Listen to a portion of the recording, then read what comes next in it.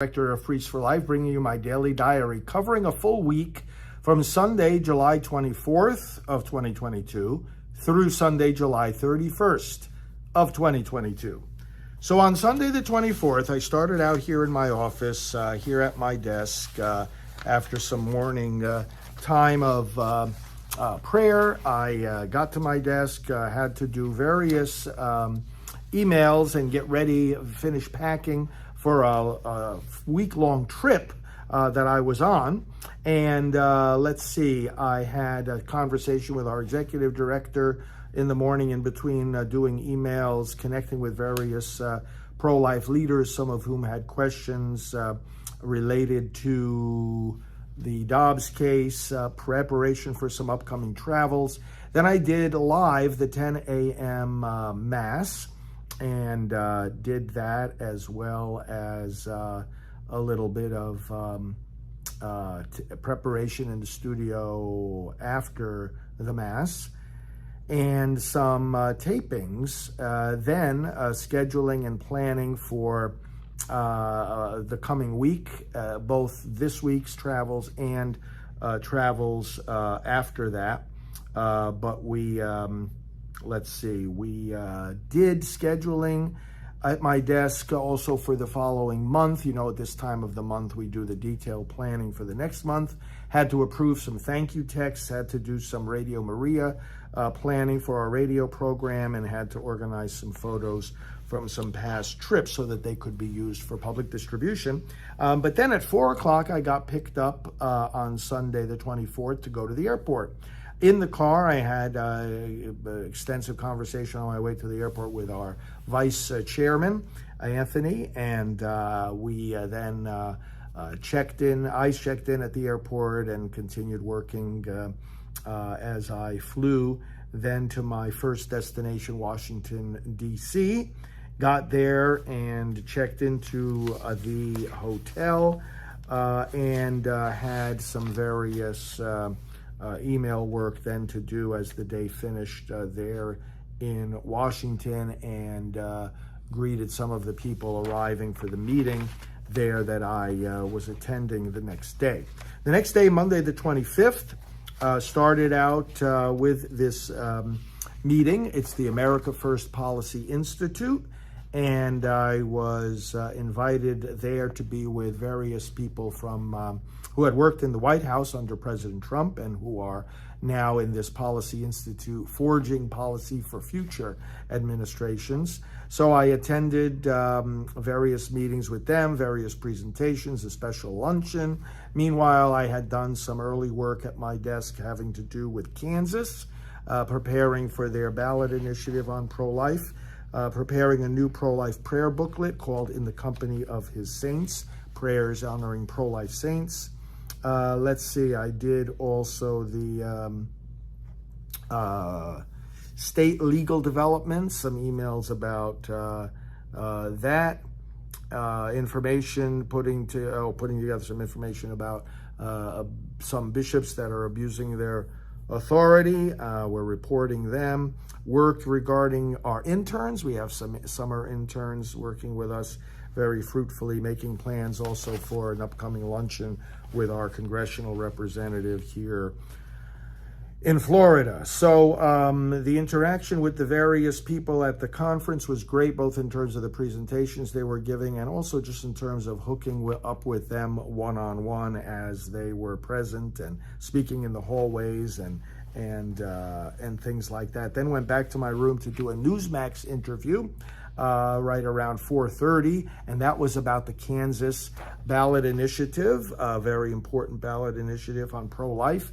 And then right after that Newsmax interview, I packed up my things and went right back to the airport, where I flew then to Chicago, worked on various emails and reading on the plane, and went to Chicago because there was meeting the Catholic Marketing Network. So I hooked up with Janet, our executive director, who was already there at the conference.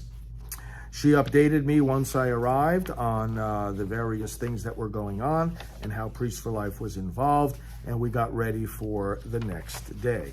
The next day being then Well, let's see. Oh, a couple of the other things I had to do on the emails.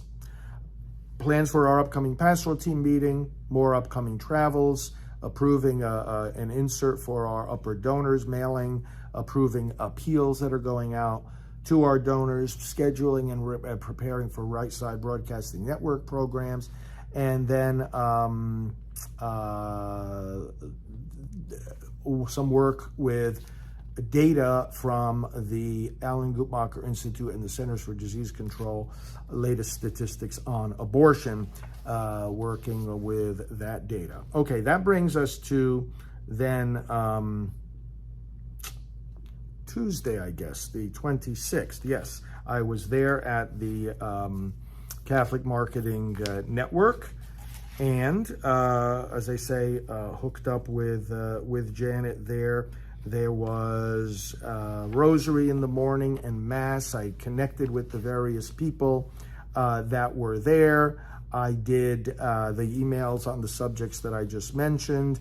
And then I connected with my staff in the morning for their briefing and had to meet with a few staff people after that, including with one of our interns who's doing video work.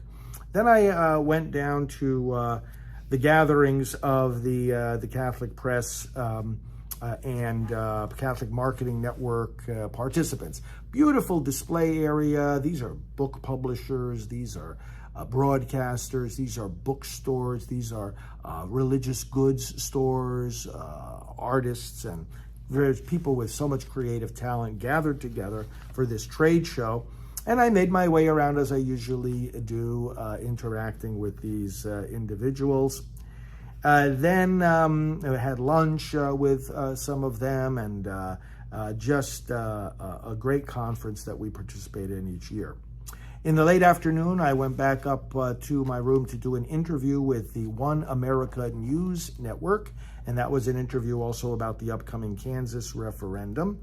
And then went right back downstairs for an evening author meet and greet. So those of us who are authors, Catholic authors, we brought our books there, and we just had a couple of hours of just nonstop sitting at our table signing books. But then the people coming up to us were various Catholic bookstore and owners and ministry leaders from around the country who are interested in seeing what our latest books are and in arranging to get them for their stores. And that's always just such an energizing amount of time there, because they always have very encouraging things to say. And then we had a dinner meeting there at the hotel with one of our friends who works for Heroic Media, and they're doing a lot of great pro-life things as well. So that late dinner concluded Tuesday the 26th. Wednesday the 27th, I did various emails starting early in the morning at my desk. For example, things for preparing communication for Catholic media professionals, social media team updating me on various rules that apply to our platforms, preparation of our next newsletter, preparation of our next email blasts, and revision of a new brochure, a lengthier brochure that we're doing about the Dobbs Supreme Court decision reversing Roe. Went down to the Impact Breakfast of the Catholic Marketing Network. Deacon Harold Burke-Sivers spoke at that, and we interacted with him and the other participants. Right after that breakfast, it was time for me and Janet to make our presentation to the Catholic Marketing Network. And this event is taking place in the Archdiocese of Chicago. And Janet and I spoke about her new book, Everything You Need to Know About Abortion for Teens. And I also spoke about the Dobbs case, of course. We took some questions and gave some answers. So that was a nice hour-long presentation. After which, we continued interacting with the exhibitors and the different members there of the Catholic Marketing Network. And then at 12:30, I participated in another presentation where we had different leaders presenting just in rapid succession, very, very short presentations about their work. So I led that off and gave the opening prayer and message. And then we had a nice array of pro-life leaders there to do that. After which, I continued interacting with the various participants and the various exhibitors. There were a lot of people to say hello to. And then I went to the special dinner that evening, a Culture of Life dinner. We had a cocktail hour and then the dinner itself. Very, very beautiful. Oh, and what we also did in the mid-afternoon before that cocktail hour started, at 3 o'clock, the Chaplet of Divine Mercy. I led that chaplet for the members here of the Catholic Marketing Network and gave a reflection on the connection between the Chaplet of Divine Mercy and the fight against abortion. Okay, so that was Wednesday, the 27th of July. Thursday morning, the 28th, I took a 4:30 a.m. Uber to the Chicago airport to fly to San Francisco. There in the Uber and there on the plane, I did plenty of work on my computer and at the airport, email blasts going out in the coming days, sent photos to social media team for them to post, worked more on Kansas, the referendum, worked more on production of our Priest for Life newsletter, on the Dobbs brochure, on the evaluation of our recent meeting of pro-life leaders in Washington, plans for the next one, material for our webpage, and approving upcoming press releases.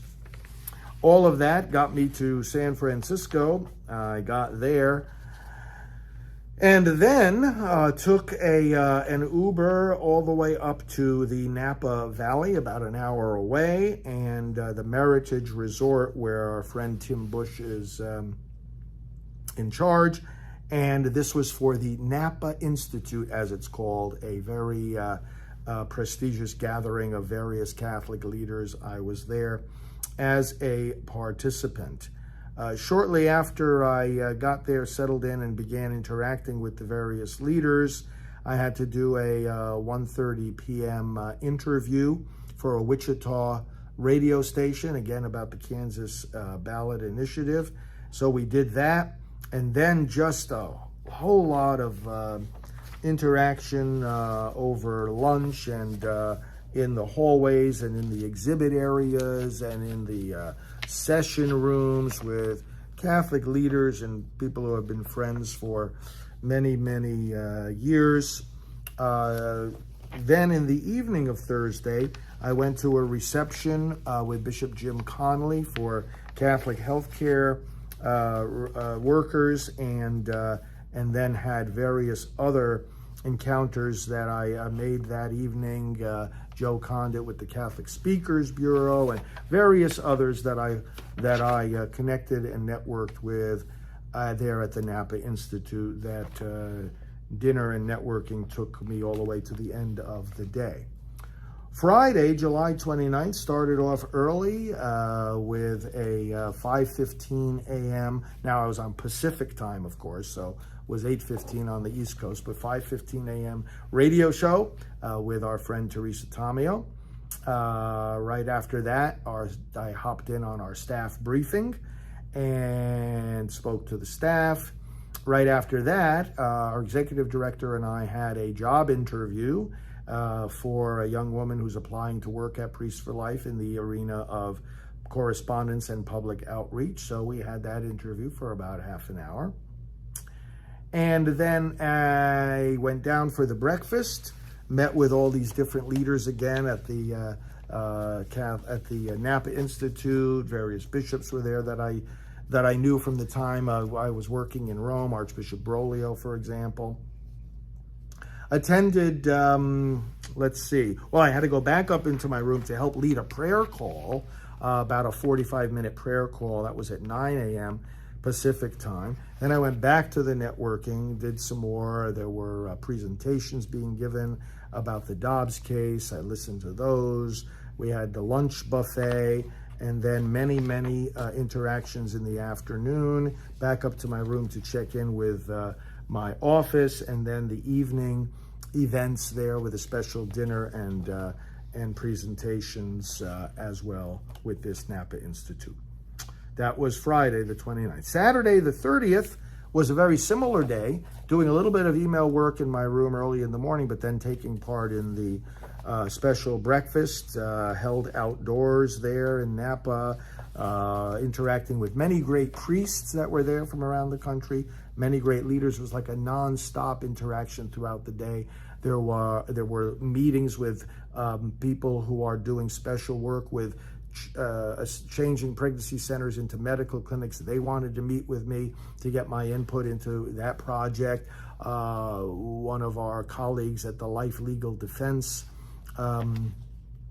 organization met with me, and we discussed various legal issues. Our friends at Ignatius Press met with me, including Eva Montaigne, who heads up the West Coast Walk for Life. She was there at her table of books, and we had some good discussions as well. And as there was an exhibit booth for 40 Days for Life. I spoke with them for a while, another one for Students for Life, and another one for EWTN. Spent some time talking with our friends from EWTN and the top people at the network, including Michael Warsaw, Peter Gagnon. They were there as well. Talked with Congressman Dan Lipinski, former congressman who gave one of the speeches there at Napa, took part in the lunch buffet and in another one of the presentations later in the afternoon by several bishops, friends of ours, Bishop Jim Connolly, Bishop Liam Carey, and Archbishop Broglio, and then continued networking until the special evening cocktail reception and banquet that finished out the day there at Napa. And then after that closing banquet, where we listened to the former Attorney General, Bill Barr, when that was finished, I was picked up by an Uber and taken an hour south to the San Francisco airport, where I stayed at the airport hotel overnight to catch the next morning, Sunday the 31st, an early flight back to Orlando. A lot of work on the plane, reading. I finished reading Dick Morris's book called The Return, about President Trump's intention to run again for the presidency. Worked also on my computer on things like the schedule of work for our interns, Priests for Life Austria, the Dobbs booklet, more press releases, the upcoming 115 Forum, the Kansas Initiative, and the upcoming meeting that we'll be having to train our election volunteers. Got back here to my office just after 6 in the evening, ordered some seafood for pickup for dinner, and then I had a lot of work to do at my desk. I started unpacking, I started signing some cards for some donors. I began just catching up on numerous piles of work that were waiting for me here at my desk, and then concluded the day on Sunday the 31st. So that's a full week of activity. Great travels, both to DC and to Chicago and to Napa, California, meeting with such great people all week long. It is an inspiration, and that's why we continue going full force, and you continue supporting us, working with us, praying with us, and thank you for your involvement in this great movement.